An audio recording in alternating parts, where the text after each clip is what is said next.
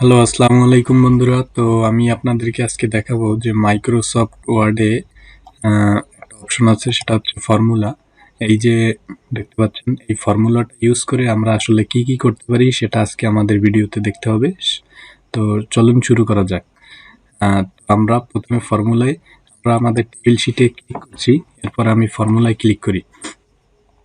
তো দেখতে পাচ্ছেন ফর্মুলার ঘরে লেখা আছে ইকুয়াল সাম, ব্র্যাকেট দিয়ে লেখা আছে লেফট।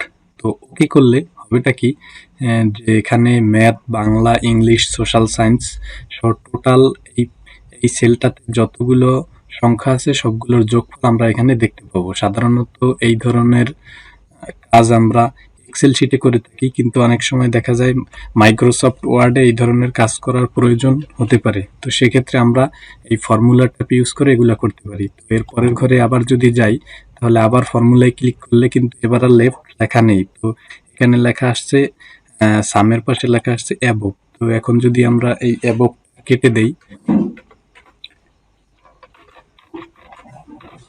অ্যাবভ কেটে দিলাম। অ্যাবভ কেটে দেওয়ার পর লিখলাম লেফট। লেফট লিখে যদি ওকেতে ক্লিক করি, তো দেখতে পাচ্ছেন সুন্দরভাবে কিন্তু এই লেফট সাইডের যতগুলো আছে সবগুলো যোগ হয়ে গেছে।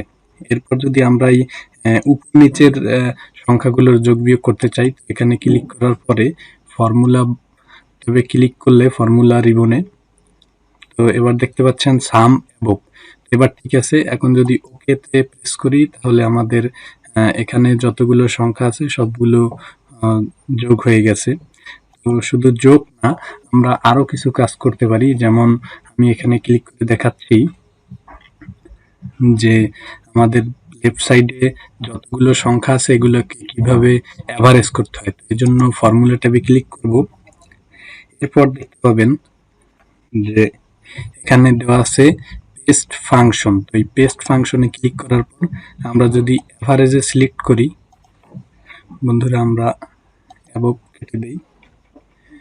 এভারেজে সিলেক্ট করার পরে এই যে এখানে এখানে যদি আমরা লিখে দেই লেফট, তো লেফট লিখে দেওয়ার পরে ওকে প্রেস করলেই দেখতে পাবেন এই বাম পাশে যে সংখ্যাগুলো আছে সেগুলোর যে অ্যাভারেজ সেটা এখানে চলে আসবে। এরকম করে আমরা অনেক কাজই করতে পারি। যেমন এখানে আছে আপনারা অ্যাভারেজ করতে পারবেন, কাউন্ট করতে পারবেন, ডেফিন করতে পারবেন। এছাড়া আরো অনেকগুলো অপশন আছে যেগুলো ব্যবহার করে আপনারা এক্সেল শিটের মতো করে মাইক্রোসফট ওয়ার্ড অফিস ব্যবহার করতে পারবেন। তো এটা ছিল আজকের ভিডিও। ভিডিও যদি ভালো লেগে থাকে তাহলে ভিডিওতে লাইক দিবেন, কমেন্ট করে মতামত জানাবেন এবং চ্যানেলটি সাবস্ক্রাইব করবেন। ধন্যবাদ।